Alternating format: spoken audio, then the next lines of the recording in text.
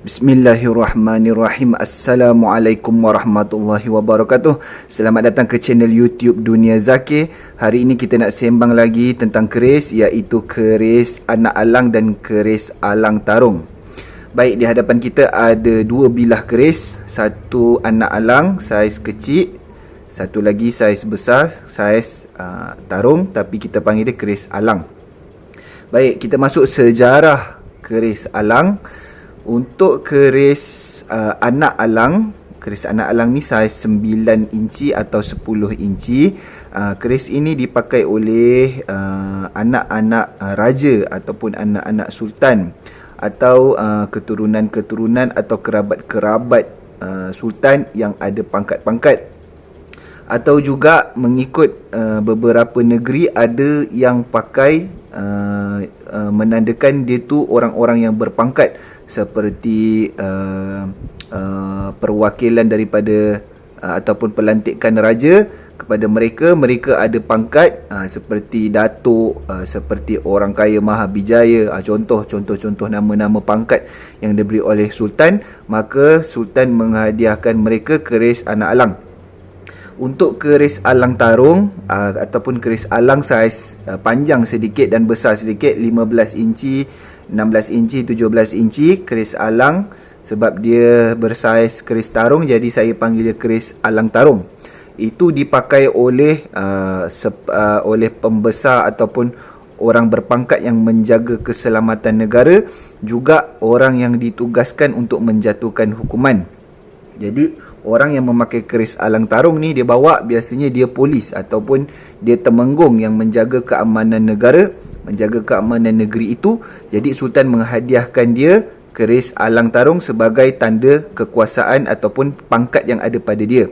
Kemudian ada lagi satu keris penyalang, lebih panjang daripada keris alang tarung itu, saiz panjang 21 inci, 23 inci. Jadi keris alang panjang itu kita namakan dia keris penyalang.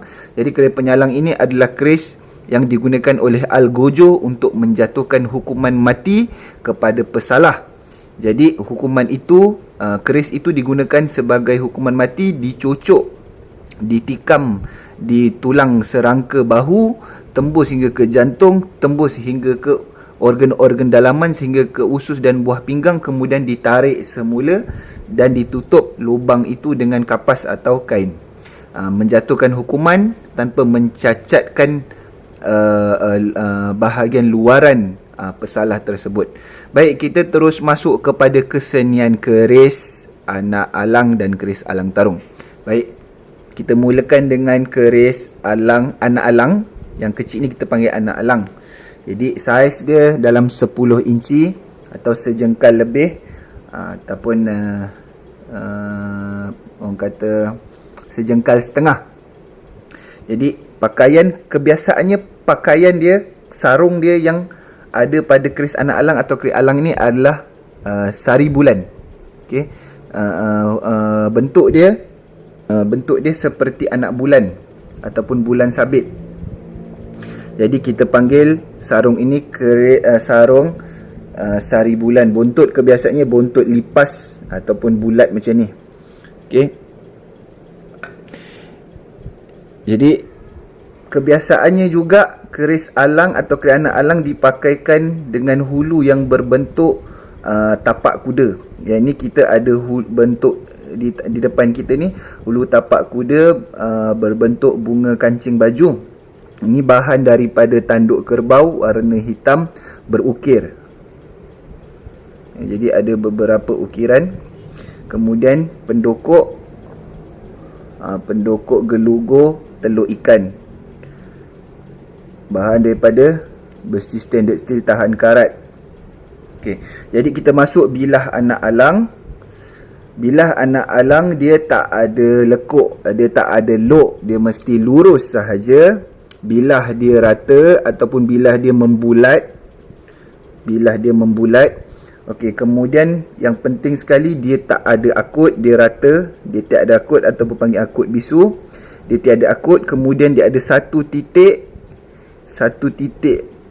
bulat macam ni, kemudian dia berlekuk ke atas. Dia seperti huruf waw. Seperti huruf waw terbalik. Sini kat sini lembah. Okey, sini pangkal. Area pangkal ni ada dua lekuk, ada dua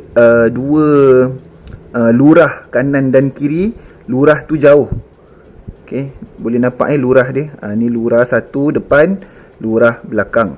Begitu juga belakang sama. Sini tak ada akut ataupun akut bisu. Sini titik huruf waw. Kemudian sini berlekuk lurah depan dan belakang. Okey. Ini nama dia Ganjar. Ini nama dia Ganjar. Ini nama dia Kerawang pada Aring. Sebelah sini hujung ni nama dia Aring.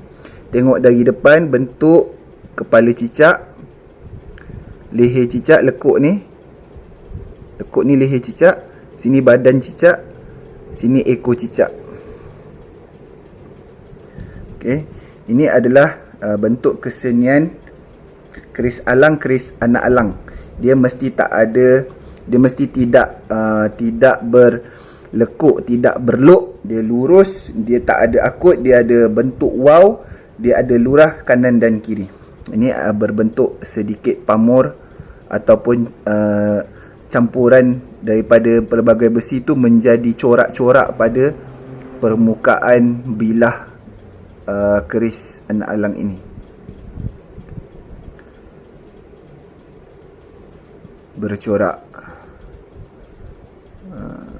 Bercorak halus-halus, panjang-panjang seperti rambut mengurai. Okey, ni keris anak alang. Keris ni saya pakai waktu saya menikah. Baik, yang panjang ni keris alang, ataupun sebab saiz dia seperti keris tarung, saya panggil dia keris alang tarung. Ini panggilan saya sendiri. Okey, kalau mengikut guru-guru tua, dia tak panggil lah alang tarung, sebab keris alang tak dibawa untuk bertarung. Dia adalah keris kuasa atau keris pangkat. Jadi sama juga, sampir dia berbentuk anak bulan, sari bulan atau bulan sabit. Buntut sangka, buntut bulat macam ni, bentuk mangkuk.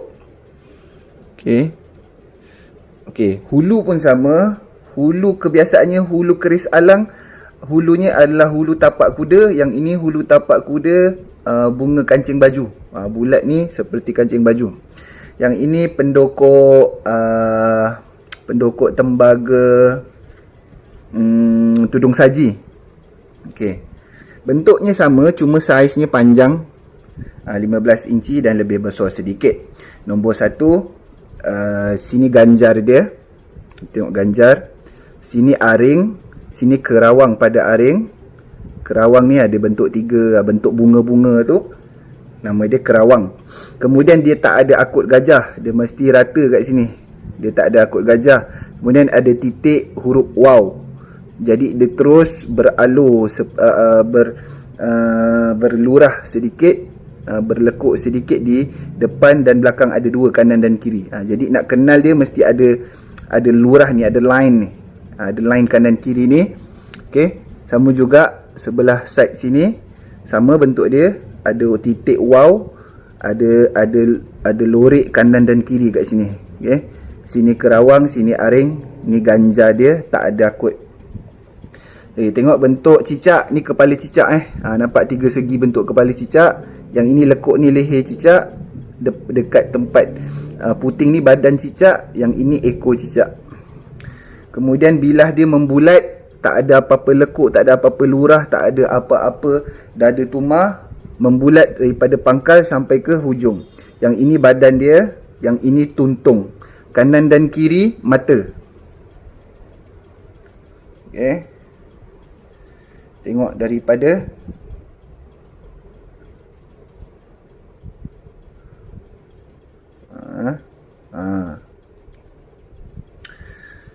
Okey, alright. Itu sahaja untuk mengulas tentang kesenian reka bentuk dan sedikit sejarah atau kegunaan keris alang, keris anak alang dan keris alang tarung. Cuma saya tak ada lagi keris penyalang, jadi tak bolehlah nak tunjuk. InsyaAllah nanti mungkin ke depan dah ada, kita boleh review dan mengulas keris penyalang.